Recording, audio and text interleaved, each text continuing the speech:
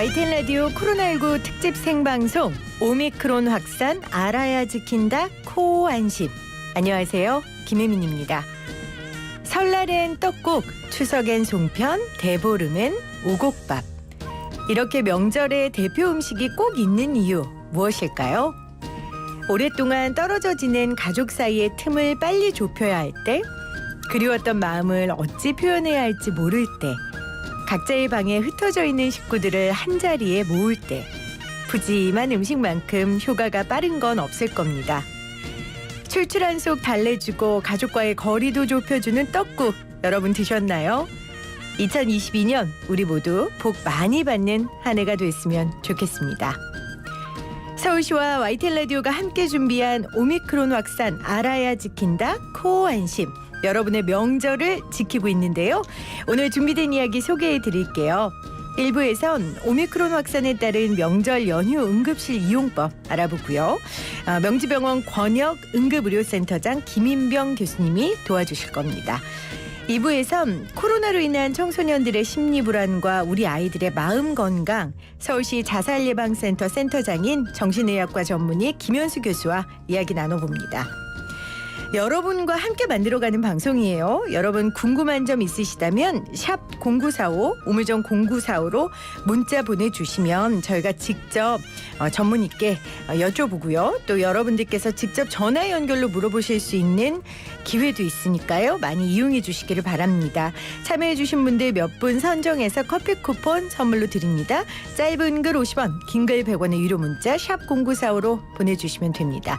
유튜브 들어오셔서 YTN 라디오 치시면 보이는 라디오로도 함께 하실 수 있고요. 유튜브 댓글창에도 여러분들 궁금한 사항 남기실 수 있습니다. 서울시와 YTN 라디오가 함께하는 오미크론 확산 알아야 지킨다 코 안심. 광고 듣고 바로 시작합니다.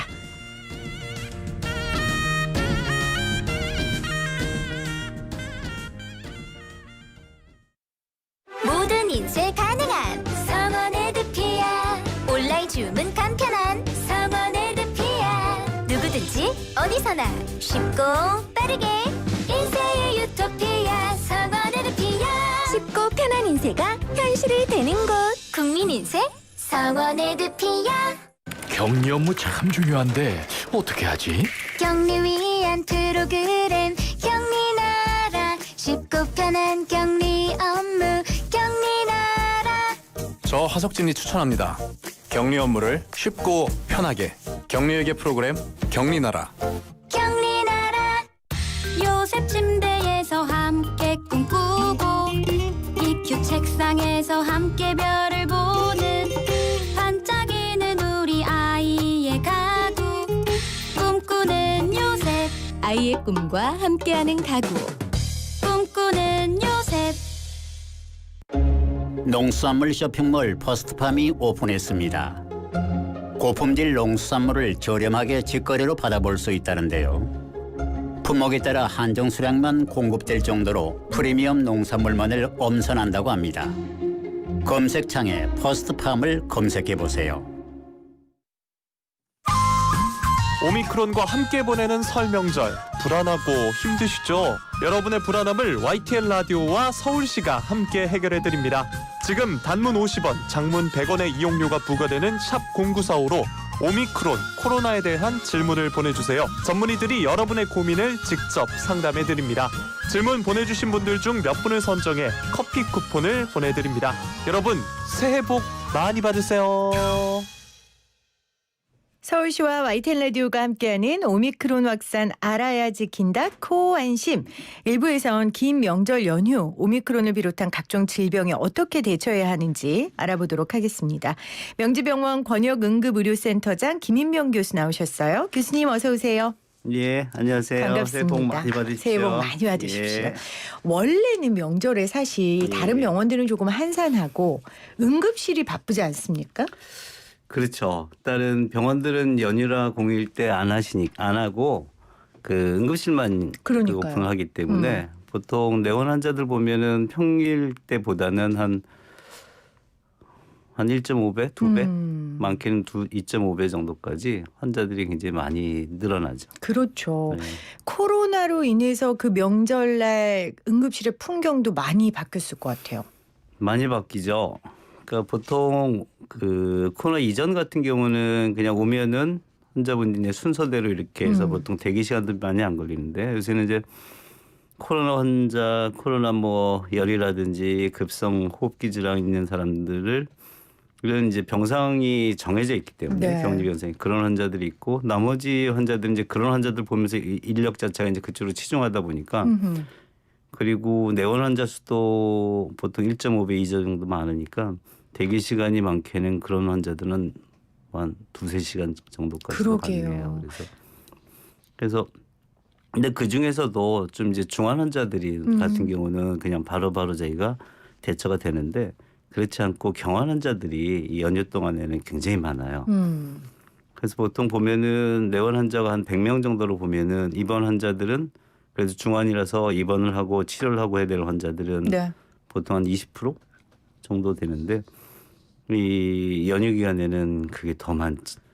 경증 환자가 많으니까 경증 환자가 보통 한 80%, 90% 정도까지도 가요. 그래서 아, 그렇군요. 경증 환자들이 굉장히 많이 늘어요. 특히 명절에는. 명절에는. 네. 그래서 저희 명절날 이제 특별 생방송하면 늘 드리는 정보가 교통 정보랑 같이 체했을 때 어떻게 하는지, 장기간 운동 때문에 몸이 아플 때 어떻게 해야 되는지 이런 정보 많이 드렸거든요. 이번 명절엔 다 뭐 그러니까요. 무용해졌지만. 그게 지금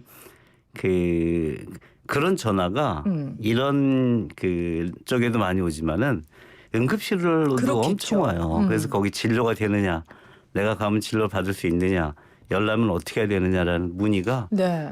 응급실로 너무 많이 와요. 그래서 그거에 대한 것도 굉장히 많이 그 응급실 근무자들은 연휴 동안에 고생을 하는 내용이긴 합니다. 예. 네. 자, 코로나로 인해서 응급실의 풍경이 달라졌고 특히 이번 명절은 코로나 상황에서 정책의 중심이 확진자 위주로 되면서 응급의료도 지금 서비스가 바뀌었죠. 그렇죠. 저희가 2015년도 메르스 이후에 감염에 대한 그런 게 굉장히 중시되니까 네. 응급실도 그 이후에는 조금 바뀌다가 이번에 2019년도 2020년도죠.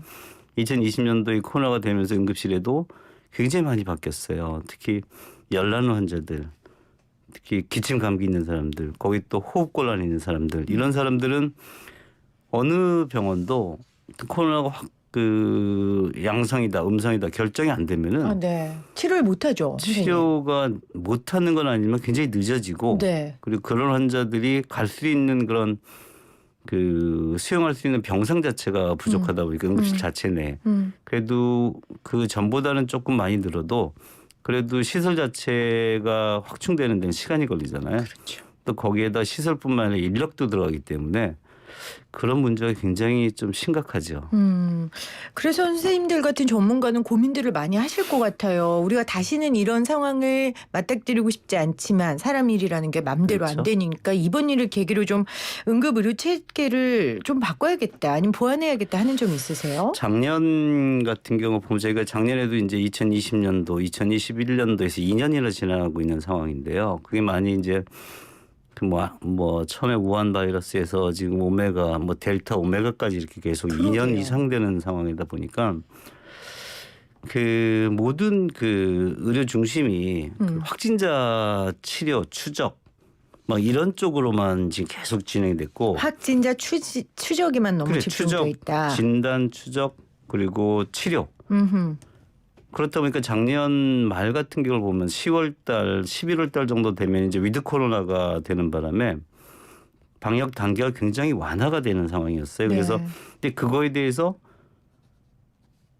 확진자 치료에 대한 병상 확충 이런 거는 조금 굉장히 많이 됐는데요. 결과적으로 그런 환자들이 올 수 있는 출구는 입구죠. 입구 자체는 응급실이거든요. 그렇죠. 특히 그런 작년 12월 달 같은 경우는 보면 저희 병원만 하더라도 확진자가 응급실에 8명, 9명이 확진자가 응급실에서 병상 배정이 안 돼가지고 응급실을 폐쇄한 적이 있어요. 아, 네네. 폐쇄한 이유는 병상 자체의 일반 병실까지도 그런 환자들이 차지하고 이게 하루 이틀 내에 병상으로 빠져줘야 되는데요. 그게 배정이 안 되다 보니까 응급실 자체를 운영을 못 하겠던 상황이 네. 있었어요. 그렇다 보니까 정부에서는 하는 게 이제 중증 격리 병상 뭐 전담 치료 병상을 늘렸잖아요. 그래서 지금 만 개, 2만 개 정도의 병상이 많이 됐는데요. 그렇다 보니까 그게 그러면 이제 응급실에 네. 그런 환자들은 이제 어떻게 받아야 되느냐. 그러니까요. 그거에 대한 대책이 많이 부족했죠. 결과적으로 응급실의 부담으로 지금도 마찬가지지만은 응급실 부담으로 이제 작용을 하고 있는 거죠. 알겠습니다. 뭐 제가 거듭 방송을 통해 말씀드리지만 이미 벌어진 일이고 우리가 이 그렇죠. 가운데 이 시간을 허투루 보내지 않기 위해서는 이 시간 동안 우리가 보완해야 되고 바꿔야 하는 것들을 꼭 이 사태가 마무리돼서라도 꼭 바꿔야 될 것 같다니. 그렇죠. 그게 또 지혜 아니겠어요? 그런 생각이 드네요. 자, 오늘 서울시와 YTN 라디오가 함께하는 오미크론 확산 알아야 지킨다 코안심. 특별히 오늘은 명지병원 권역응급의료센터장 김인명 교수와 함께하고 있어요. 꼭 코로나 관련 질문 아니더라도요. 여러분 응급실 이용하실 때 혹은 평소에 이제 기저질환 있으신 분들은 응급 상황들이 막 발생할 수 있잖아요. 그렇죠. 그럴 때 궁금하신 점들 샵 0945 우물정 0945로 문자 보내주시면 우리 김인명 교수님께서 대답해 주실 수 있습니다. 6572님께서 배가 너무 아파서 응급실 갔는데 치료 못 받고 계속 돌고만 왔어요. 너무 속상하더라고요. 이런 문자, 이런 내용 요즘 굉장히 많잖아요, 선생님. 그렇죠. 이 연휴 때 같은 경우를 보면은 가장 그 많이 오는 환자들이 이제 복통, 설사 이런 환자들이에요. 특히 이 가족들이 많이 모이고 그리고 기름기 있는 음식을 많이 먹다 보니까 네. 이런 복통 환자들이 굉장히 많이 응급실에 와요. 근데 아까도 말씀드렸지만은 그런 환자들이 열이 나게 되면 또 이게 문제가 또 이게 그러니까요. 그렇지 않아요. 요즘 열 나는 게 제일 무섭잖아요. 그렇죠. 열 나고 거기다가 가슴이 조금 뭐 호흡이 조금 힘들어 이렇게까지 환자 증상이 나와버리면은 그건 트랙 자체가 완전 틀려져요. 일반적으로 우리가 받는 그런 트랙이 있고 열이라든지 호흡기 증상이 있는 환자의 트랙이 따로 있는 거예요. 일단 의심 환자로 분류되니까. 그렇죠. 그건 코로나 검사가 진행이 돼야 되는 환자예요. 네. 그러니까 그런 거에 따라 가지고 조금 이렇게 늦어지거나 막 이럴 수는 있어요. 네. 그래서 복통인 환자들이 우리 응급으로 꼭 구별해야 되는 질환이 몇 가지가 있어요. 네. 특히 젊은 사람들 같은 경우는 크게 지병이 없고 이런 사람들은 문제가 없어요. 음흠. 그런 사람들은 그냥 물 많이 먹고 증상 조절하고 먹는 약으로만 해도 치료가 돼요. 근데 그게 이제 수술을 해야 되는 경우도 또 있어요. 맹장이라든지 맹장염 혹시. 같은 경우는 네. 수술을 해줘야 돼. 그러니까 그런 구별하는데 굉장히 애로가 있는 맞아요. 거예요. 그게. 그래서 그 일단 크게 그렇지가 않다면 지금 마찬가지예요. 어느 병원 응급실을 가더라도 연휴 동안에 특히 이번에 5일 정도가 되기 때문에 굉장히 대기 시간이 길어져요. 그렇죠. 그래서 그런 분들 같은 경우는 하다 아프니까 응급실에 오긴 하지만은 조금 약을 먹고 그리고 좀 물 지켜보고. 많이 지켜보다가 그렇게 오는 게 네. 조금 이 시기를 좀 지나가서 하는 게 조금 요령이지 않을까 이렇게 그렇죠. 하는데 치료를 못 받고 그렇지는 않아요. 그게 기다리는 시간이 대신에 길긴 이제 하지만. 대신에 이제 무조건 사람들이 큰 병원을 가요 응급실에. 그러니까 지금 질문에 4786님도 네. 작은 병원 응급실과 대학병원 응급실의 차이가 궁금하다고. 그러니까 보통 다들 아프면 대학병원 응급실을 선호하는 것 그렇죠. 같아요. 그러니까 몰리게 되는 거죠. 네. 보통 지금 명지병원만 하더라도 하루에 내원 환자가 150명 정도가 평균적으로 오는데 이런 경우는 300명, 400명이 내원하게 돼요. 근데 대다수가 네. 이런 연휴 동안에 배 아픈 환자예요. 굳이 여기 오지 않아도 되는 환자들. 예, 그래서 그런 병원 안내는 우리가 1339 그 정보센터를 보면은 거기에 그 어느 병원 근처에 그 응급실은 열고 있다라는 네. 데가 있어요. 그래서 차이는 없어요. 대신에 만약 그쪽 병원에서 수술을 해야 되거나 이게 좀 중환이면은 큰 큰 병원으로 가라. 병원으로 연결이 돼요. 그러니까 그런 시스템을 조금 이용하시면 훨씬 편하고 할 수 있어요. 그래서 네. 자, 여러분 들으셨죠?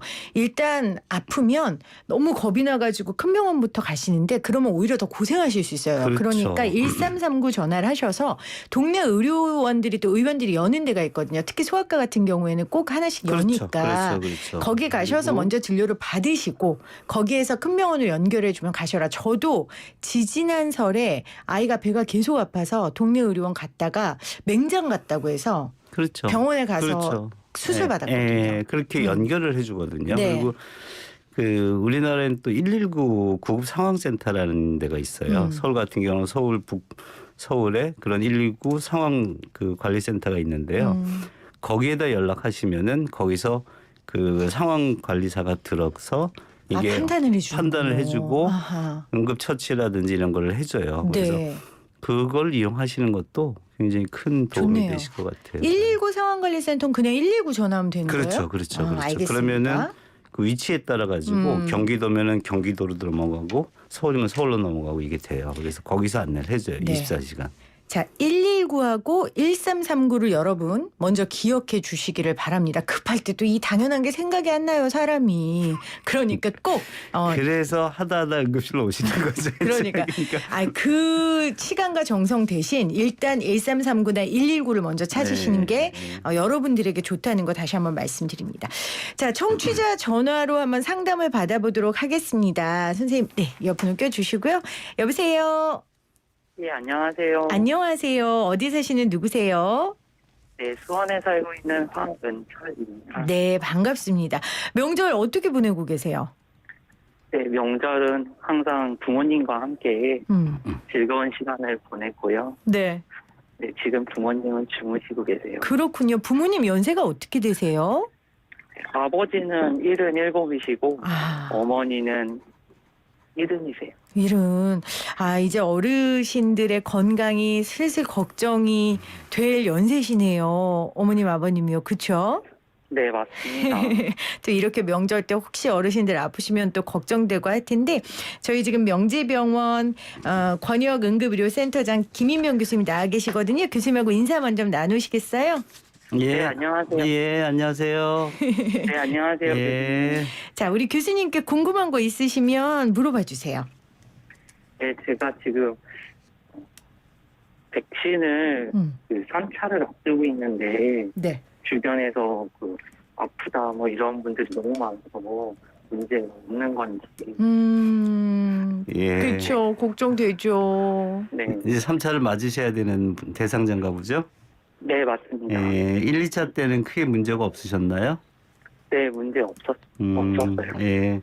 지금 그 사적인 얘기를 한마디 하면은 제 그 딸아이도 1, 2차를 맞았어요. 지금 이제 대학 다니고 있는데 3차는 끝까지 안 맞겠다는 거예요. 가족들은 다 맞았는데 그래서 왜 안 맞느냐 그랬더니 걱정이 된다는 거예요. 근데 지금 이제 얘기하는 게 그거예요. 그 지금은 그 1, 2차에서 3차까지 끝내야지 자료상으로 그러니까 데이터상으로 보면은 전 세계적으로 데이터상으로 보면은 중증도나 환자가 입원할 수 있는 확률이 80~90% 정도가 줄어든다고 나와 있어요. 이게 효과가 있느냐 없느냐는 있다라고 지금 과학적으로는 증명이 되고 있어요. 네. 근데 이제 거기서 걱정되는 건 이거 해가지고 내가 몸에 뭐 얼마 전에도 그 어떤 분 해가지고 뭐 눈이 뭐 어떻게 강서구 씨 됐다. 예, 시력 눈이 안 저하요. 네. 이게 또 이제 크게 또 부각이 되는 그럼요. 거예요. 두려움이 그러니까 두려운 너무 거 이게 힘들어요. 퍼센트로 따지면은 뭐 0. 몇 프로라고 하더라도 이게 나한테 닥쳤을 때는 그렇죠. 두려움이 큰 거죠. 그럼요. 근데 얘기 드릴 수 있는 거는요. 1, 2차에서 크게 문제가 없고 본인이 지병이 없고 하다면은 무조건 맞으시는 게 본인한테도 그렇고 주위에서도 그렇고 특히 아버님 어머님도 같이 계시니까 네. 무조건 맞는 게 지금 현 상황으로서는 좋다라고 얘기를 해드릴 수밖에 없어요.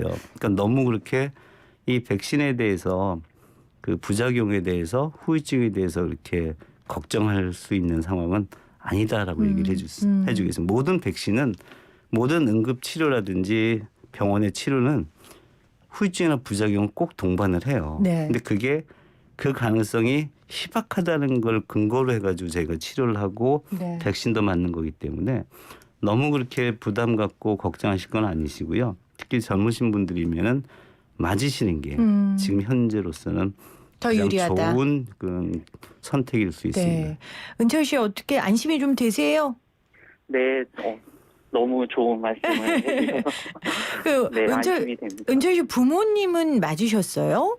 네, 어머니는 아마 3차까지 다 맞으셨을 것 같은데. 네, 네, 잘 넘어가셨고요. 부작용 없이. 네, 맞습니다. 알겠습니다. 혹시 또 궁금한 거 있으세요? 네, 앞으로 더 4차, 5차를 더 맞아야 되는 건지 아니면 계획이 있는 건지. 예, 지금 네. 3차까지는 우리가 모든 이런 의학적인 거를 볼 때는 그 자료를 가지고 얘기를 해요.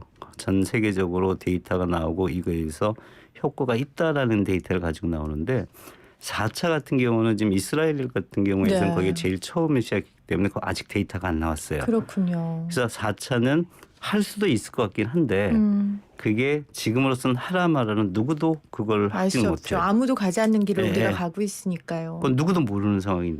그래서 4차까지 지금 딸아이도 그래요. 이거 4차, 5차 계속 맞으라는 거 아니냐. 그래서 가능하면 늦게 맞겠다. 음흠. 근데 그게 현명한 선택은 아닌 것 같아요. 그렇군요. 네. 따님이 이 방송을 좀 듣고 있어야 될 텐데. 지금은 모르겠어요. 알겠습니다. 은철 씨, 네, 혹시 응급실 이용한 적이 있어요? 평생 살면서? 네, 한 번 있었어요. 무슨 일 때문에? 아침에 일어났는데 갑자기 배가 아파서 어, 응급실을 한번 다녀온 적이 있었습니다. 그렇군요. 별일 없이 넘어갔고요. 네, 뭐 그때 응급 처치를 잘 해주셔서 네, 바로 네. 나왔던 것 같아요. 선생님 맞네요. 아까 선생님 말씀하신 것처럼 젊은 분들은 일단 배가 아프면 그렇죠. 특별히 지병 이런 거 없고 계속 그 보통 이 정도면요. 한 2, 3일 정도면은 증상이 좋아져요. 그래서 크게 걱정할 거는 크게 많지 않아요. 네. 알겠습니다. 남은 연휴 은철 씨 잘 보내시고요. 네, 부모님과도 즐겁고 행복한 명절 보내시기를 기원할게요. 네, 감사합니다. 네, 예, 고맙습니다. 새해 복 많이 받으세요. 네, 새해 복 많이 받으세요. 예. 네. 오늘 응급의학과 김인명 교수님하고 함께하고 있는데 저는 치과랑 응급실이 세상에서 제일 무섭거든요, 선생님. 저도 마찬가지예요. 위로가 됩니다. 저도 마찬가지예요. 아주 위로가 됩니다. 아니 왜냐면 응급실에 갈 때 선생님 물론 이제 응급실 오지 않아도 될 만한 환자들이 오는 게 사실 대다수겠지만 많죠. 예. 불안감 때문에 가는 거예요. 무슨 근데 말이에요. 일단 병원에 응급실에 딱 가면 선생님이 오시면 일단은 무섭지만 그 불안한 마음이 이렇게 가셔지니까 응급실은 그런 그 역사가 일어나는 것 같아요. 안심이 되는 역사가. 아니 그런 경우도 많아요. 이런 연휴 동안에는 그 이제 가족들이 그 모이잖아요. 네. 특히 이제 그 아들 딸 이제 큰 그 집에 모여가지고 이제 어르신들 하는데 그 전까지는 이제 전화로만 보고 이렇게 대면이 안 되다가 반대 어머니가 좀 아픈 것 같아요. 그럴 수 있죠. 보니까 어머니가 좀 아픈 것 같아요. 그러면 그때 그러면 평소에 못 그때 보시고 가니까. 응급실로 모시고 오세요. 그래서 언제부터 아프셨어요? 그러면 한 2-3달 전부터 아프고 뭐 그럼 응급 상황이 아닌데 그렇죠. 전부터 그러니까 아프셨던 거죠. 그렇죠. 이제 그 자식분들이 모시고 오시는 거예요. 이제. 네, 네. 그럼 이거를 참 난감해요. 저희도. 이게. 그렇네요. 예, 그럼 여기는 응급 환자가 오시는 분입니다. 주위에 보십니다. 누워 계신 분들은 그런 분이다. 그럼 그래요. 그럼 내일 다시 외래로 올게요.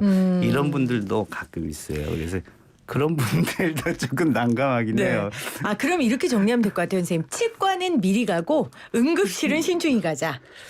그렇죠. 신중히 가는데 이제 그 가능하면은 본인이 그래 알아요. 본인이 이게 알아요. 본인이 이게 그냥 단순하게 복통이다 이런 게 본인이 좀 감이 와요. 그런 게 그러면은 그 좀 작은 병원 가면은 바로바로 치료가 되고 또 환자가 많지 않고 이러니까 밀리진 않거든요. 네. 그리고 하다 자기 지병도 있고 연세도 있고 본인이 아프다 그 병원에 왔던 분들 이런 분들은 그 연상선상의 응급 증상이다 이렇게 된다면은 큰 병원을 오시는 게 맞고요. 그러면 선생님 우리가 백신 부작용 이야기들 하고 있는데 네. 혹시 백신을 맞았는데 이런 증상이 나타나면 이건 응급실로 오셔야 그렇죠. 된다 이런 거 있을까요? 있죠. 가장 문제가 되는 게 그러니까 보통 그 심혈관계 계통이에요. 그러니까 이제 막 가슴이 뛰는 것 같아요. 호흡이 진짜 안 돼요. 막 얼굴에 두드러기가 막 이렇게 나요. 막 숨쉬기가 힘들어요. 목이 붓는 것 같아요.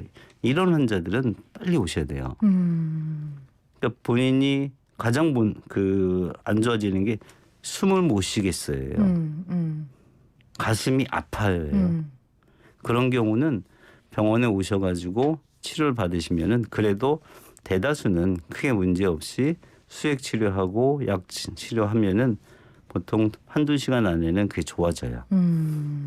알겠습니다. 그래서 네네. 본인들 아마 환자분들이 굉장히 불안을 많이 하세요. 불안하죠. 불안하죠. 근데 그거를 뭐 불안한 거는 의사도 마찬가지고 환자도 마찬가지예요. 대신에 이제 그런 증상이 있으면 빨리 오셔야 되고 그렇지 않은 경우는 조금 기다리시는 게 좋아요. 그리고 가장 많은 게 이제 근육통이에요. 네. 맞고 나서 근육이 아파요. 특히 맞은 부위가 붓는 것 같아요. 이런 경우는 응급실이나 오시더라도 특별히 해드릴 게 해드릴 수 있는 게 없어요. 없다. 그건 시간이 좀 지나야 네, 되잖아요. 시간이 지나고 그런 부분적인 그런 증상은 그냥 본인이 자가 치료하고 타이레놀 같은 거 드시고 해열제 드시고 하시는 게 좋을 것 같아요.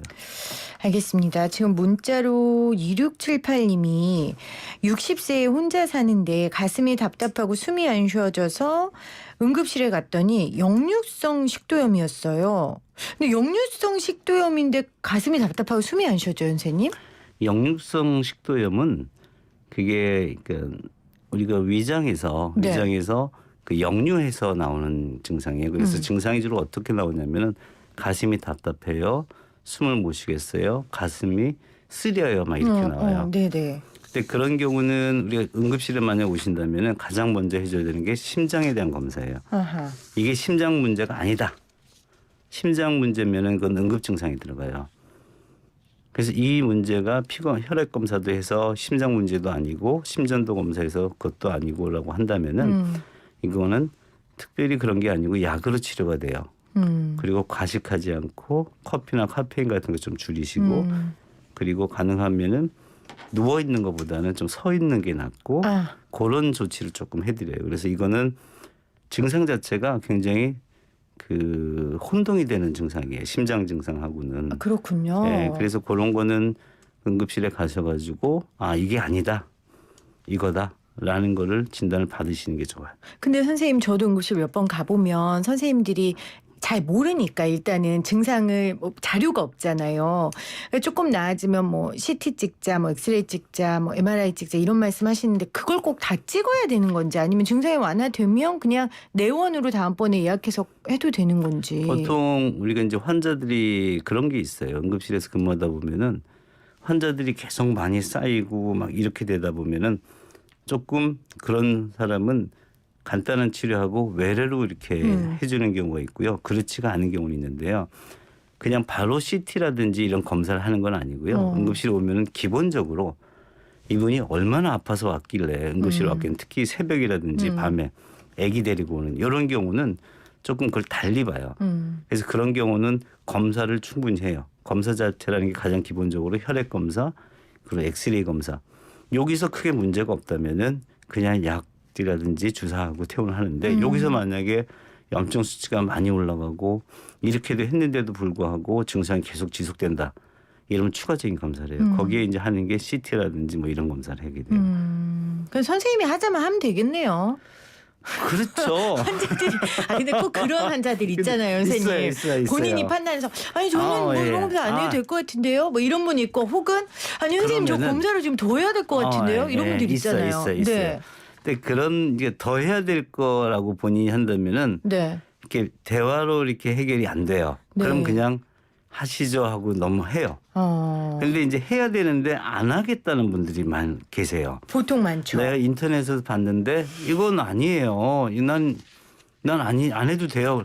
아 그러세요? 네. 그럼 어떻게 하겠어요? 아. 그러면은 저희가 차트에다 다 써요. 아 나는 하자고 했는데 안 이거는 했다. 안 했. 그러니까 이거에 대한 책임은 본인이 지는 거다. 이런 식으로 해서 차트에도 기록을 해요. 거기에서 뭘 막 이렇게 얘기하면은 그분도 화내요. 그렇죠. 설득할 수 있는 상황은 아닌 것 같아요. 네. 그 상황에는. 그리고 진짜 아프면 사실 안 하겠다는 말씀 안 하세요. 못해요. 얼마나 많은 분들이 응급실에 있겠어요. 그래요. 정말 선생님도 얼마나 애쓰시고 고생하시는지 이 에피소드로만 다 알 수 있을 것 같습니다. 2773님이 아이가 15개월인데 자주 열이 나요. 그래서 요즘에는 그냥 열인지 아니면 코로나 때문인지 걱정된다 이렇게 보내셨는데 15개월짜리 아이가 코로나 걸릴 가능성이 클까요, 선생님?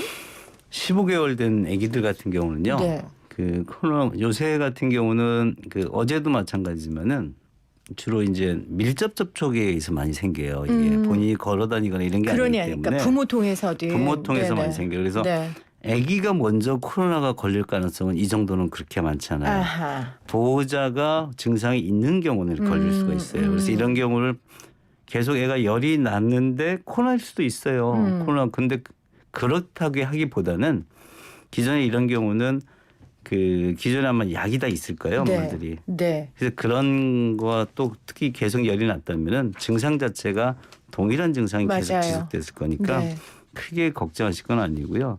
이런 경우가 코로나다 이렇지는 않아요. 대신에 이게 병원에 오게 되잖아요. 병원에 오게 되면 고생이에요. 이건 검사를 해야 돼요. 네, 맞아요. 그러니까 부모가 코로나 걸릴 지금 확률이 좀 적고 증상이 없다면 아이가 코로나 걸릴 확률이 적으니 그렇죠. 그때는 그냥 늘 있는 열감기 정도라고 그렇죠, 생각하면 그렇죠, 된다. 그렇죠. 근데 초보 엄마들은 아기 열 나는 게 제일 그렇죠, 무섭거든요. 그렇죠. 그러다 보니까 이런 질문을 해주신 것 같습니다. 자, 오늘 서울시와 YTN 라디오가 함께하는 오미크론 확산 알아야 지킨다 코안심은 응급 의료 관련된 이야기를 나눠봤습니다. 김인병 교수님과 함께 했고요. 교수님 오늘 감사하고 교수님은 또 언제 당직하세요? 저는 내일 근무입니다. 내일 근무하시는군요. 그럼 오늘은 이제 빨리 보내드릴 테니까 집에 가서 푹 쉬시고 감사합니다. 네, 내일 응급 또 환자들 잘 보살펴 주시기를 바랍니다. 저희 1부 끝곡으로요. 자우림의 하하하송 준비했어요. 이 가사로 여러분들을 좀 위로하고 격려하고 싶어요. 모든 게 그대를 우울하게 만드는 날이면 이 노래를 불러보게. 여러분 불안한 날에는 YTN 라디오를 들으십시오. 2부에서도 여러분의 안심을 위해서 방송 준비하도록 하겠습니다. 자우림의 하하하송 들으시면서요. 1부 마무리하고요. 저는 11시 20분에 우리 아이들 마음 건강 이야기로 돌아올게요. 모든 게 그대를 우울하게 만드는 날이면 이 노래를 불러보게. 아직은 가슴에 불꽃이 남은 그대여 지지 말고 싸워주게.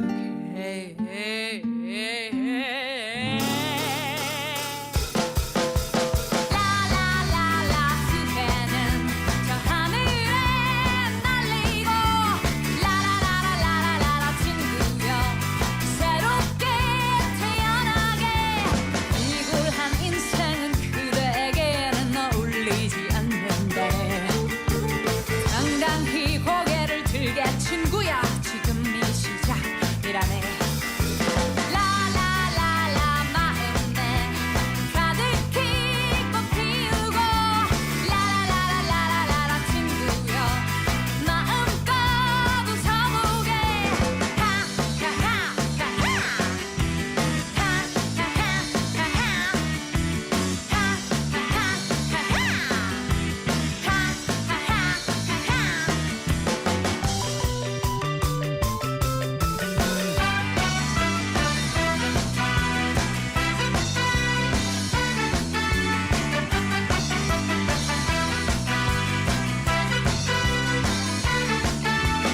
빛나는 그대도 눈동자 속에 푸른 바다가 있네. 파도의 노래를 듣게 친구야 마음이 부르는 그 노래. 안녕 안녕 안녕히 다시는 울지 않아. 라라라라라라라 내일은 새롭게 태어나리.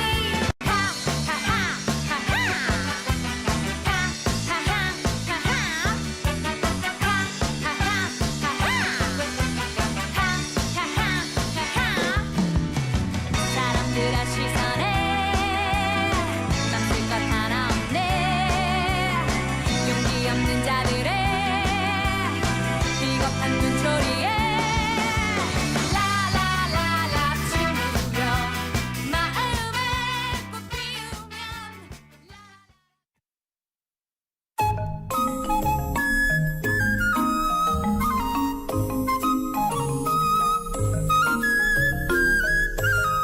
확산되는 오미크론으로 잠이 안 오시죠?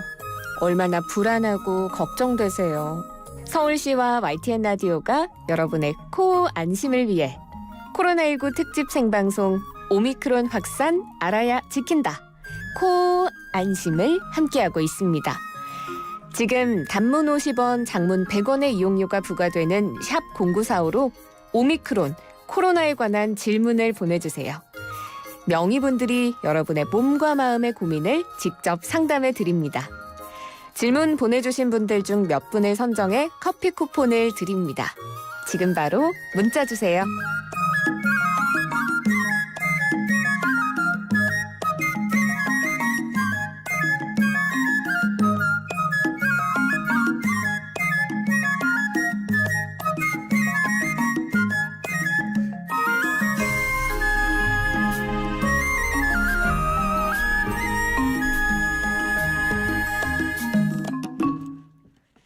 서울시와 YTN 라디오가 함께하는 오미크론 확산 알아야 지킨다 코 안심 2부 시작합니다. 2부에서는 코로나 브리핑 준비돼 있고요. 또 서울시 자살예방센터장인 명지병원의 김현수 교수와 함께 코로나로 인한 청소년들의 심리 불안 또 우리 아이들의 마음 건강 살펴보도록 하겠습니다. 2부에서는 여러분들께 퀴즈 드리고 있어요. 퀴즈 정답 보내시면서 코로나로 인한 어려운 여러분들의 마음 또 이 어려움을 나는 이렇게 이겨내고 있다 여러분들의 스토리 보내주시면 좋을 것 같습니다. 자, 퀴즈 나갑니다. 지난 14일 발표된 사회적 거리두기에선 사적 모임 허용 인원을 접종 여부 관계없이 몇 명으로 제한을 했습니다. 사적 모임 허용 인원은 전국에 적용되는 기준으로 설 연휴 이후인 6일까지 적용되는데요. 문제입니다. 설 연휴 기간 동안 사적 모임은 몇 명까지만 허용될까요? 1번 6명, 2번 8명, 3번 4명. 정답 아시는 분 짧은 글 50원, 긴 글 100원의 유료 문자입니다. 샵 0945 우무정 0945로 보내주세요. 그리고 유튜브 들어오셔서 YTN 라디오 치시면 보이는 라디오로도 함께 하실 수 있고요. 댓글창에 여러분들의 의견 남기실 수 있습니다. 자, 코로나19 오미크론 변이 확산으로 신규 확진자 수 연일 급증하고 있는데요. 조금 줄었다는 얘기를 들은 것 같기도 하고요. 오늘 서울시 박유미 건강시민국장과 함께 시민건강국장님과 함께 이야기 나눠보도록 하겠습니다. 국장님 안녕하세요. 네, 안녕하세요. 국장님 어떻게 오늘 떡국은 드셨어요? 아, 네, 떡국을 먹었습니다. 다행입니다. 그럼요. 우리가 또 아무리 바빠도 할 건 해야죠. 네. 국장님 떡국까지 안 드셨다고 하면 제가 마음이 어려울 뻔했는데 너무 다행이고요. 네. 자, 현재 코로나19 확진자 수부터 전해주시겠어요? 네, 2월 1일 0시 기준으로 서울시 확진자는 이제 전일 대비 4,131명이 늘어서 누적으로는 28만 1,456명입니다. 네. 예, 서울시 확진자가 지금 연휴 4일간 계속 4,000명대로 높은 수준을 유지하고 있습니다. 아, 그렇군요. 네. 그리고 코로나19 사망자는 2명이 추가 발생해서 누적으로는 2,182명이고 사망률은 0.77%입니다. 그리고 31일 전체 검사 건수는 8만 668건입니다. 이 중에서 신속 항원 검사는 7,491건이고 191건이 양성으로 나와서 네. 양성률은 2.5%입니다. 예, 그리고 30일 날 저희들이 실시한 신속 항원 검사 양성자가 89명이었는데 네. PCR 검사 결과 최종 확진된 사람이 77명으로 확진율이 86.5%이고요. 또 신규 확진자 연령대로 좀 살펴보면은 20대가 23.6%, 10대가 17.2%, 30대가 16% 순으로 계속 젊은 층에서 많이 발생하고 있습니다. 네. 제가 아침에 전체 확진자 수가 좀 줄었다는 뉴스를 본 것 같은데 아마 꿈에서 봤나 봐요. 아직까지는 확진자 수가 계속 늘고 있는 안타까운 상황입니다. 사실 설 연휴기 때문에 검사 건수 자체가 평소보다 줄었을 텐데 네. 줄었는데도 이렇게 전일 대비 4,193명이 늘 정도면 확산세가 아직도 좀 거센 상황입니다. 네, 병상 그렇습니다. 현황, 재택 치료 현황 살펴주시죠. 네. 서울시 전체 병상 가동률은 아직은 안정된 상황입니다. 1월 31일 기준으로 서울시 감염병 전담병원에서 사용 중인 병상은 1,008개로 가동률은 25.6%입니다. 네. 네, 그리고 특히 중요한 중증 환자 전담 치료 병상 가동률은 17.8%로 아직은 20% 미만을 유지하고 있습니다. 예, 재택치료 말씀드리겠습니다. 지금 어저께 확진된 환자의 87.9%가 재택치료로 배정을 받았고요. 1일 0시 기준으로 신규 3,632명이고 현재 2만 113명이 치료 중에 있습니다. 네. 재택 치료하시는 분들의 쾌유도 함께 빌도록 하겠습니다. 새롭게 나온 소식 어떤 게 있을까요? 네.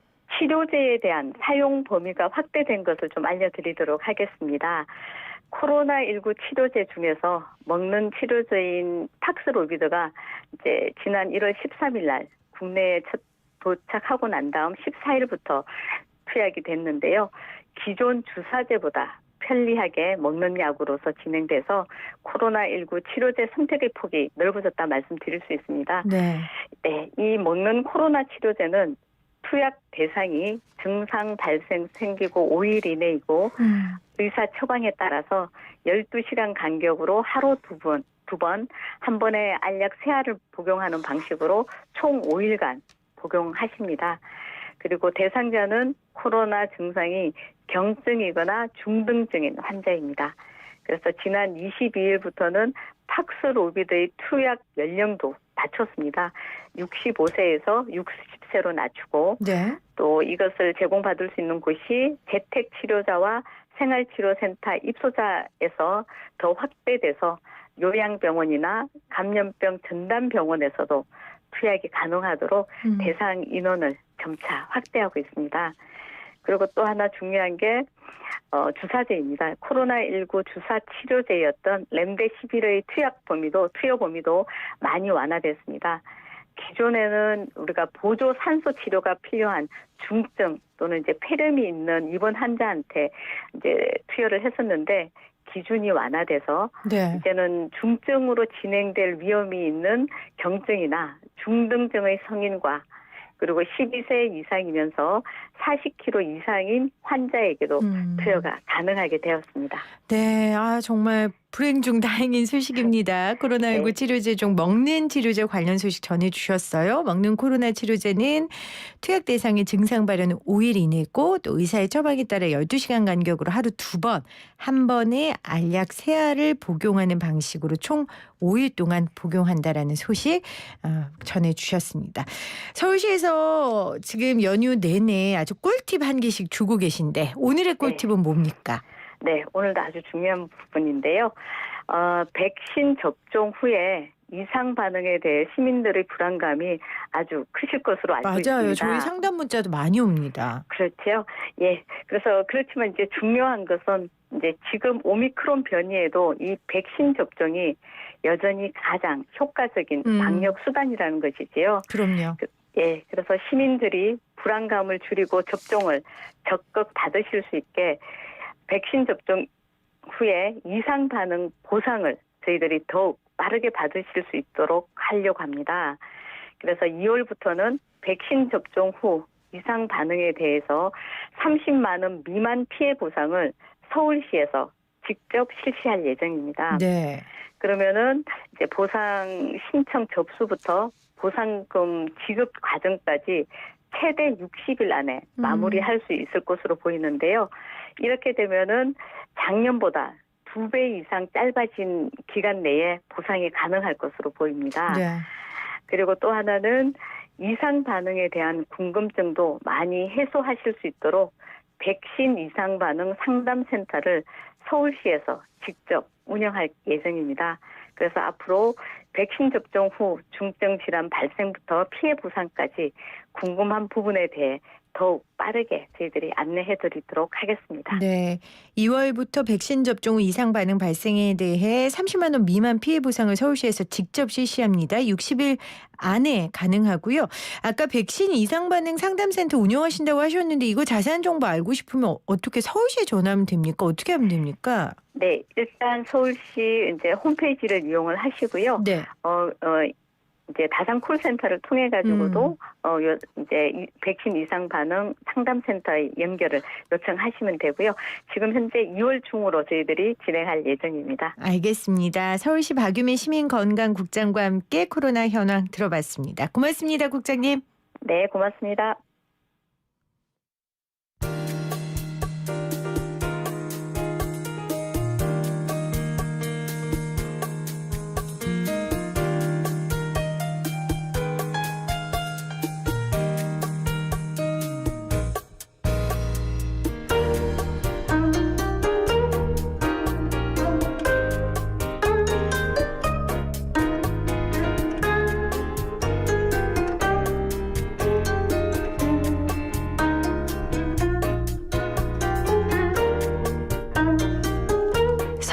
YTN 라디오가 함께하고 있는 코로나19 특집 생방송 오미크론 확산 알아야 지킨다 코안심 2부 함께하고 계십니다.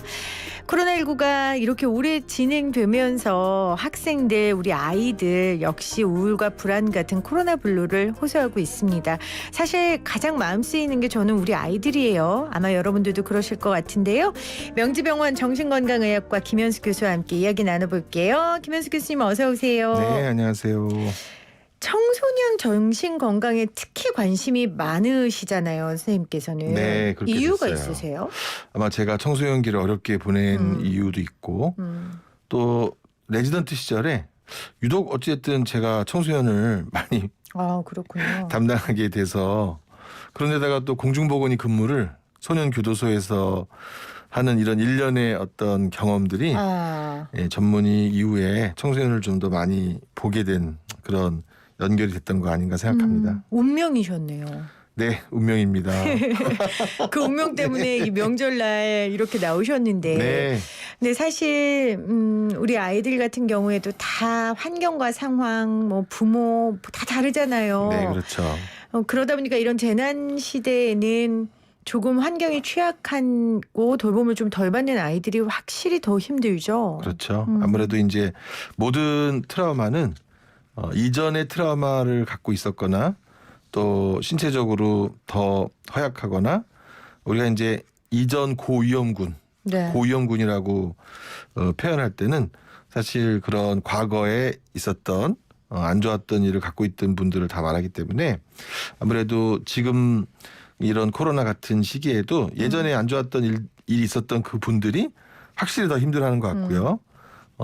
그래서 아마 더 많은 도움을 필요로 하고 있는 것 같아요. 네. 선생님 또 그런 생각이 들어요. 저희 같은 어른들은 네. 특히 고생하신 청취자분들께 너무 죄송하지만 저는 코로나19 때도 이렇게 따뜻한 스튜디오에서 방송하고 있어서 코로나19가 지나도 어쩌면 추억할 수도 있겠다. 추억이라는 표현이 좀 그렇지만요. 그런 생각이 드는데 우리 아이들한테는 이 기억이 제가 갖는 코로나19의 기억보다 훨씬 더 아프게 각인될 수도 있고 더 힘든 시간이 될 수도 있겠다라는 생각이 들거든요. 그럼요. 많은 아이들이 진료실에서 코로나 시기는 지옥이다. 아, 물론 이제 그렇군요. 정말 PC방을 못 가서 지옥이다. 그것도 힘들죠. 힘든 일이에요. 네, 저는 이제 코노를 못 가서 코이 노래방을 못 가서 코노. 힘들다. 스트레스를 풀 수가 없다. 스트레스를 풀어야 앞으로 나갈 수가 있는데 네. 후련한 시간이 없다. 뭐부터 시작해서 또 학교를 못 가는 거. 또 사실은 우리는 한국에서 적나라하게 다루지 않았지만 그 지구가 멈췄다. 교실이 멈췄다. 학교가 중단되었다. 이런 멈춤을 경험했던 그야말로 이제 디스토피아, 지구가 이러다 진짜 멸망하는 거 아니야? 이런 위협적 의식을 아마 최근에 가장 심각하게 경험해 본 세대가 이 코로나 세대이어서 사실 부모님들 어떻게 생각하실지 모르겠지만 맨날 영화에서 보던 게 현실에서 이루어졌다. 지구가 정말로 망할 수 있다. 그런 경험을 아주 진하게 한 첫 세대이어서 어찌 보면 어른들보다 인생 허무하다. 제가 상담하면서 깜짝깜짝 놀랐는데 저한테 인생이 짧다 허무하다 이렇게 말하는 청소년들이 굉장히 많이 들었어요. 네. 아 근데 지금 선생님 말씀하시는 거에 저 굉장히 이렇게 충격을 받았는데 그러니까 지구 종말 멸종의 위기를 우리는 그냥 책이나 영화에서만 봤는데 네. 이 친구들은 정말 그럴 수도 있겠다라고 네, 그렇죠. 체감하게 되고 네. 그게 무기력이나 아니면 우울감으로 충분히 이어질 수 있는 나이군요. 네, 맞습니다. 또 특히 이 사춘기가 어허. 그런 감수성이 예민하고 네. 삶과 죽음, 자신의 정체성, 미래 이런 것에 더 많이 옛날에 우리가 잡생각이라고 했죠. 이 잡생각을 많이 하는 시기이기 때문에 그럼요. 더 영향을 많이 받는 것 같아요. 아, 그걸 어른들이 지금 인지하는 게 굉장히 중요할 것 같아요. 지금 우리가 나눈 이야기요. 아이들은 지금 그렇게까지 이 상황을 받아들이고 있다. 그렇죠. 그래서 최근에 유행한 여러 청소년들은 보지 못하지만 다 보는 여러 컨텐츠들이. OTT에 방영되는 컨텐츠들을 알게 모르게 다 보고 와서 그럼요. 저 현실과 우리 현실이 굉장히 유사하다. 저 이제 어른들은 야 저게 드라마지 무슨 현실이냐 이렇게 얘기하지만 아이들은 저 많은 이야기들이 우리 현실에 그대로 반영되고 있다. 그래서 대체적으로 우울한 그런 무기력한 그런 정서 속에서 아이들이 지내고 있지 않나 생각합니다. 알겠습니다. 네. 자, 오늘 2부에서는 이렇게 아이들의 마음 건강 이야기, 청소년들에 대한 고민 함께 나눠보려고 합니다. 지금 이 방송 들으시면서 우리 아이 때문에 많이 힘들어하시고 또 아이를 대하는 내 자신의 모습 때문에도 힘들어하시는 부모님들 많으실 것 같아요. 청소년 정신건강의 전문가세요. 샵 0945 우물정 0945로 우리 김현수 서울시 자살예방센터장께 질문 주시면 제가 대신 교수님께 질문하도록 하겠습니다. 먼저 저희 사연이 들어와서요. 사연 소개할게요.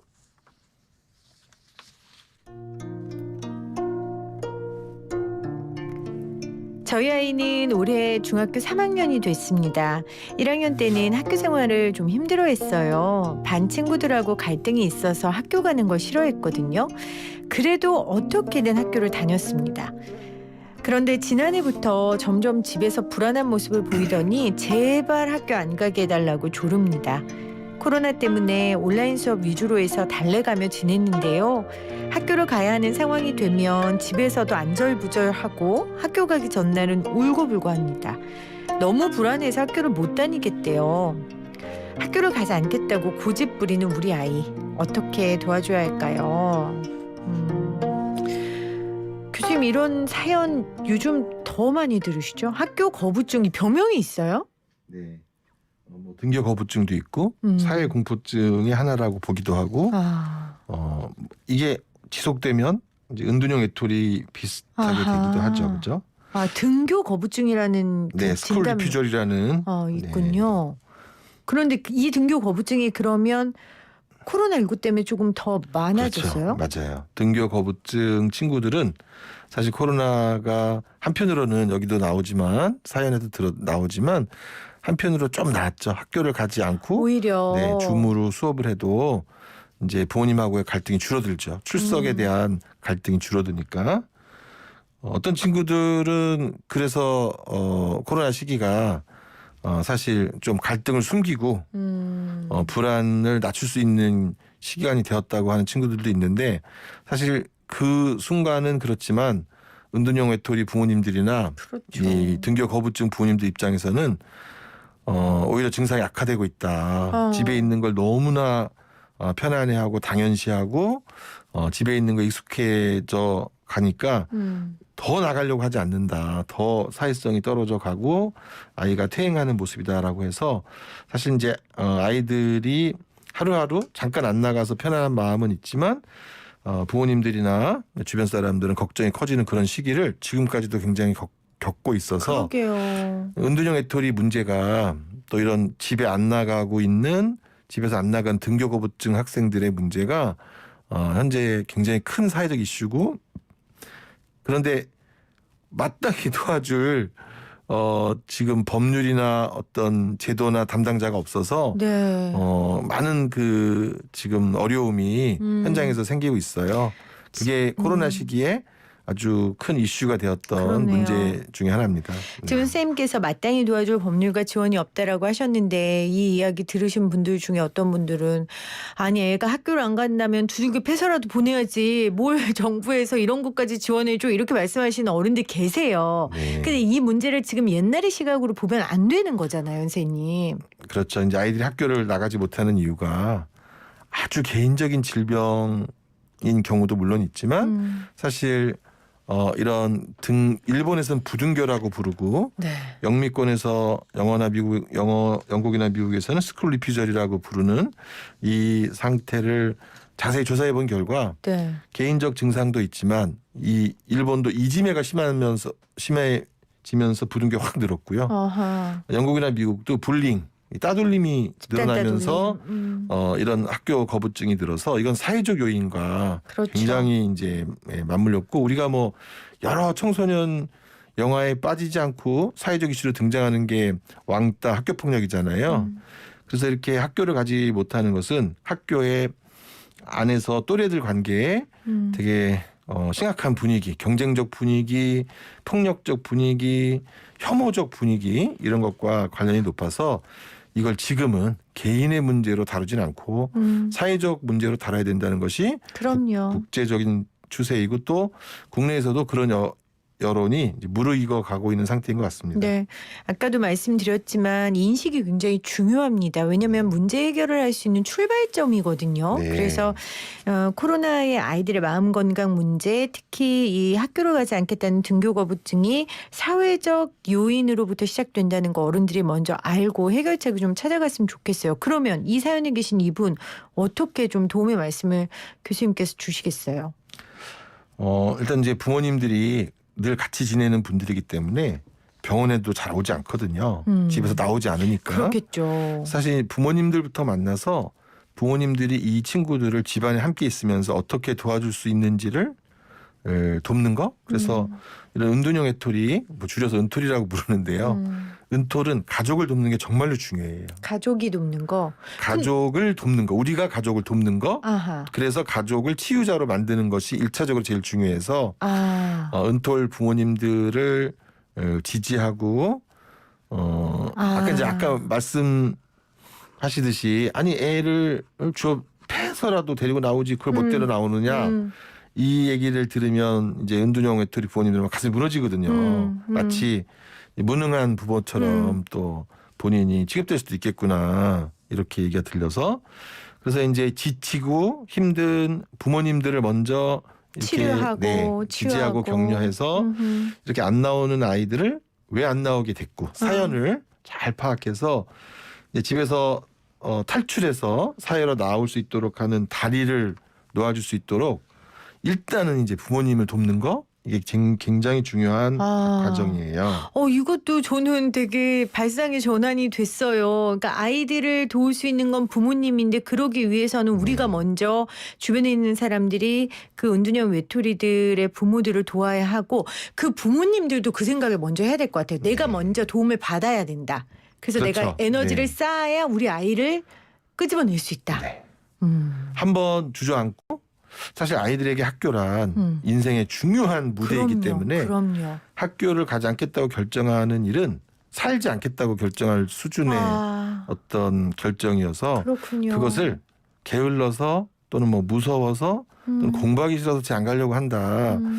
이렇게 피상적으로 생각하시면은 곤란하다. 어떤 아이가 한 아이가 학교를 나 안 가라고 결정했다고 하는 것은 아주 심사숙고하고 아주 복잡하고 아주 고민에 찬 결정이라고 하는 것을 부모님들이 꼭 알아주셔야 된다. 자꾸 학교 안 가려고 한다라는 말이 아이한테 나오기 시작한다고 하는 것은 정말 고민이 커가고 있다라고 하는 것을 꼭 부모님들이 알아주셨으면 해요. 아주 큰 시그널이군요. 네, 아이가 학교를 안 맞습니다. 가겠다는 거. 네. 알겠습니다. 자, 오늘 YTN 라디오 코로나19 특집 생방송 오미크론 확산 알아야 지킨다 코안심은 청소년 그리고 우리 아이 마음 건강에 관한 이야기 서울시 자살예방센터장 김현수 선생과 함께 이야기 나누고 있습니다. 지금 청취자 한 분 전화 연결돼 있어서 통화 한번 해볼게요. 선생님 안녕하세요.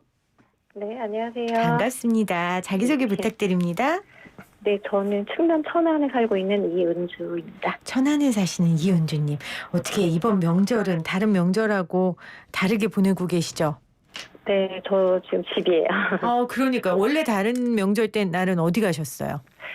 명절에는 이제 보통 시댁을 먼저 갔다가 이제 하루 지나고 친정으로 넘어갔었는데 네, 지금 너무 코로나 환자분들 많이 나오시기도 해서 어제 잠깐만 시댁 다녀오고 이제 친정은 2월이나 다음에 가는 걸로 했어요. 부모님들 좀 아쉽지만 지금 상황이 이러니까 또 이해해 주시죠. 알겠습니다. 저희 오늘 청소년 마음 건강의 거의 주치이신 우리 김현수 선생님 나와 계신데 선생님하고 일단 인사하시겠어요? 네, 안녕하세요, 선생님. 네, 안녕하세요. 이은주 부모님. 네. 어떤 궁금증 있으세요?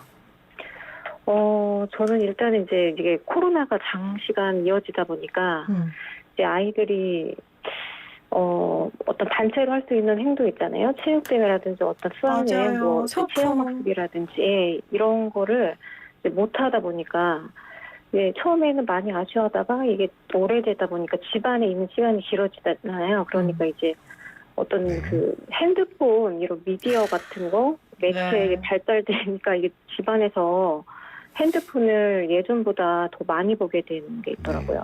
그래서 그런 것 때문에 이제 그만 봐라, 뭐 저는 그런 잔소리 하고 있고, 아이는 이제 집안에서 할 수 있는 영역이 이제 많이 별로 없다 보니까 뭐 좀 그런 미디어 매체를 사용을 많이 하는 것 같아요. 더 많이 늘어났어요. 그래서 어떻게 애들한테 집안에서 좀 핸드폰 덜 보면서 할 수 있는 게 뭐가 있을까? 네, 그런 게 좀 있고, 또 저는 이제 코로나 때문에 좀 걱정이 많아서 아이들을 학원을 안 보내고 있거든요. 그러니까 또 이제 아이들 교육 문제라든지 네, 이런 게 좀 걱정이 그렇죠. 많이 돼요. 네. 그래요. 스마트폰 이용 이거 늘어난 거 뭐 이 집뿐만이겠습니까? 정말 모든 집안의 문제고, 또 하나는 건강 보건 때문에 이제 아이들 학원을 보내지 않다 보니까 그래도 또 엄마 마음이 불안하거든요. 우리 아이들 뒤처지는 거 아닌가. 선생님 어떻게 답을 좀 주세요. 일단 아이가 지금 나이가 어떻게 돼요? 지금 이제 6학년 올라가는 아이랑 그다음에 이제 4학년 올라가는 여자아이 둘이 있고요. 위에 오빠가 또 있어요. 다둥이 엄마시군요. 네. 오빠는 첫째 몇 살이에요? 오빠는 이제 고등학교 일하는 고등학교, 첫째는 네. 고등학교 6학년, 4학년 이렇게 네네. 남매가 있으시네요. 네. 네, 선생님 답변 좀 주세요. 네. 코로나 시대에 우리 청소년들이 겪는 또는 어린이들이 겪는 문제 세 가지를 다 말씀하신 것 같아요. 왜냐하면 아이가 셋이잖아요. 네. 그러니까 다 있을 수밖에 없죠. 네. 네. 아마 지금 저희가 웃으면서 답변하지만 새 아이랑 집에서 들들들 그래요. 서로 지내시고 또 끼니 차리는 것도 정말 보통 일이 그래요. 아닌데 너무 고생이 많으실 것 같습니다. 어쨌든 저희가 코로나 시대에 지금 3년 차로 넘어가면서 가장 필요한 사람이 누구냐. 피로도, 국민 피로도. 이거를 몇 개 기관에서 조사했는데 하여튼 주부가 제일 피곤하다. 소상공인 1위, 주부 2위로 나와서 어머님이 쉴 수 있는 시간을 확보하시는 게 정말 중요한데 어머님이 쉬지 못하시면 아무래도 이제 더 나쁜 잔소리를 많이 하게 되기 때문에 네. 아이들한테 안 좋은 영향이 있다는 거고요. 그다음에 확실히 이제 아이들이 뭐 수학여행도 못 가고 체육대회도 못 가고 학교 안에서의 친구들 간의 결속감을 통해서 자기 심리적 안정을 많이 취했는데 이런 거를 취하지 못하니까 불안하고 불만에 차고 뭔가 허전하고 이런 거를 결국 가족 안에서 찾아야 되는데 이제 엄마 붙잡고 또는 동생 붙잡고 그게 안 또는 되죠. 가족 붙잡고 맞아요. 그런 걸 허전한 걸 채우려고 하니까 잘 안 되다 보니까 아마 갈등이 많이 있어서 다툼이 많이 있는 것 같은데 집에서는 참 어려운 건데 애들이 말하자고 할 때 잘 들어주는 어머니나 아버지가 되면 허전한 걸 그래도 조금 달래줄 수 있어요. 근데 이제 잔소리만 많이 하는 부모가 되면 아이들이 이제 부모님이 불편하고 싫어지기 때문에 많은 청소년들한테 물었을 때 부모님이랑 얘기할 때 뭐가 불편하냐 들어보면 이제 자기 입장에서만 말하는 부모님 이게 제일 불편하대요. 자기 얘기는 들어주지 않고 이해해주지 않고 그래서 초육, 초사, 고1 다 할 말이 많을 것 같은데 정말 버라이어티하게 네. 많을 것 같아요. 첫 번째로는 이 각각의 외로움을 이해해 주시면서 들어주시는 거 각각의 외로움을 네. 이해해라. 네. 엄마 아빠가 돌아가면서 서로 당번 정해가지고 네. 가족에서도 뭐 일종의 당직 숙직 정하셔서 오늘은 엄마가 들어주는 날 아빠가 들어주는 날 그것도 좋은 방법인데요. 네. 두 번째는 사실 핸드폰을 많이 하면서 네. 아이들의 정신 건강 또는 신체 건강 나빠진다 그런 얘기 정말 지금 논문이 수만 네, 편 네. 쌓이고 있는 중이에요. 특히 비만 혹시 여기 새 친구들 중에 체중이 늘어나는 친구도 좀 있나요? 그냥 저희는 보통 얘기하는데 거의 모든 아이들이 코로나 때는 그렇죠. 집안에서 있는 활동이 많아지다 보니까 네. 체중 많이 늘었다고들 하시더라고요. 네, 아니 체중이 안 늘었다고만 하더라도 어머님이 정말 아이들 관리를 잘 하시는 것 같아요. 네. 그래서 제가 듣다 보니까 공부해라 이 잔소리만 가지고 싸웠던 집들은 별로 분위기 안 좋아요. 차라리 일로 나와서 엄마 도와줘라라고 해서 콩나물 깍지 벗기게 하고 전 같이 붙이고 그래서 요즘에 정말 오히려 사이가 좋아졌다고 하는 집들은 집안일을 많이 배우게 되고 엄마한테 배운 게 많다 아빠한테 배운 게 많다 그래서 집안일을 많이 하게 하면서 이걸 홈 알바 뭐 그런 용어까지 나와서 어머님이 너무 공부 안 하는 거 걱정하시기보다는 엄마 아빠한테 배울 것이 있다. 이런 것을 가르치는 시기다. 그렇게 생각해서 도움 주시고 그다음에 그러니까 집에서 소통할 수 있는 그렇죠. 거리를 좀 만들자. 공부하라고 하지 말고. 공부하라고 방에 밀어넣어서 나오지 말아라. 이렇게 하면서 서로를 차단하기보다는 네. 나와서 우리 집안일을 같이 하자라고 하면서 관계도 호전되고 일도 배우고 사실 음흠. 살면서 필요한 것 중에 결국 엄마 아빠한테 배운 이 일머리가 정말 큰 도움이 되거든요. 맞아요. 네. 근데 마지막으로 드리고 싶은 교육 얘기는요. 네. 많은 부모님들이 기초학력과 관련돼서 매일 앉아서 머리에 안 들어가는 공부를 해야 기초학력 유지된다고 생각하시는데 실제로 많은 이제 연구 결과를 보면요.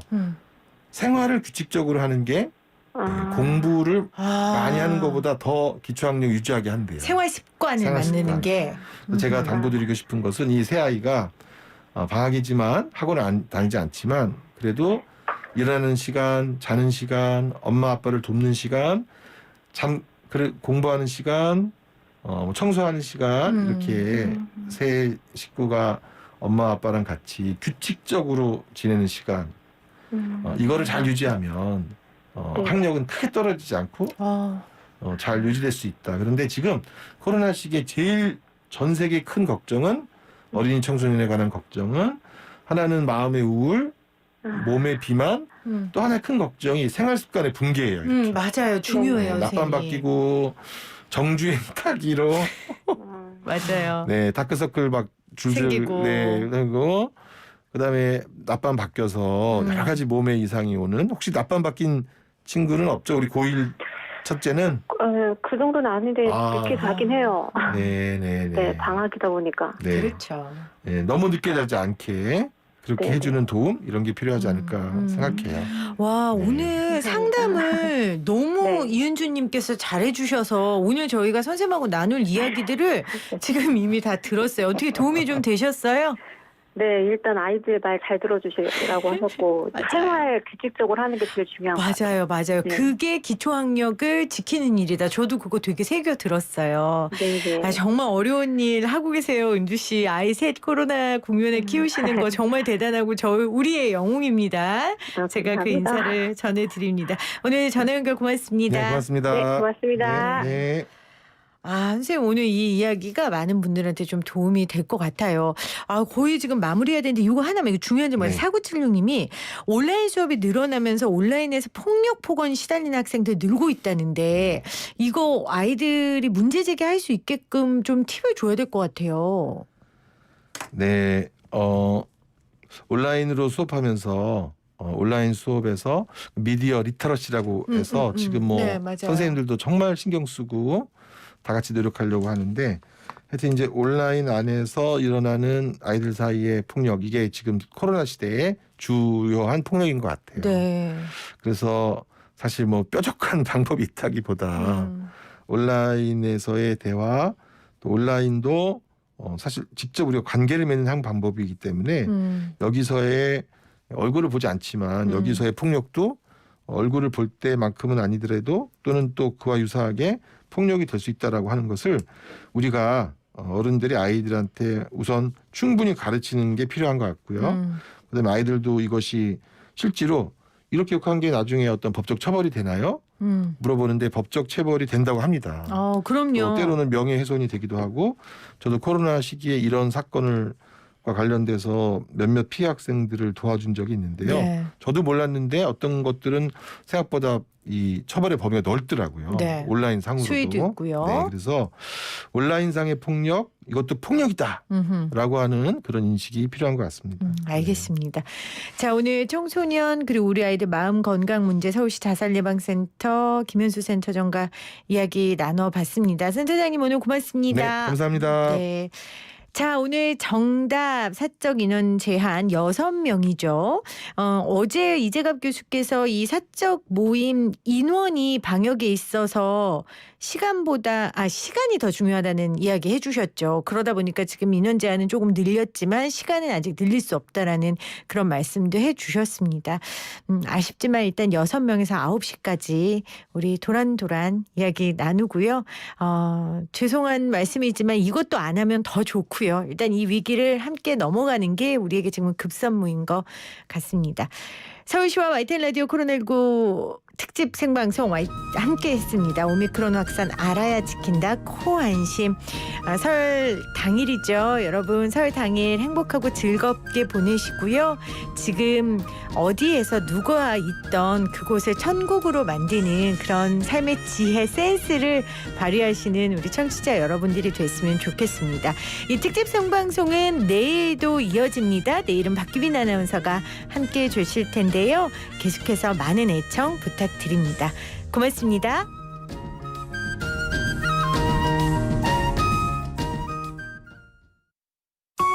대한의 남자야 여자야 너는 내 나라를 위해 무엇을 하고 있는가? 간다 간다 나는 간다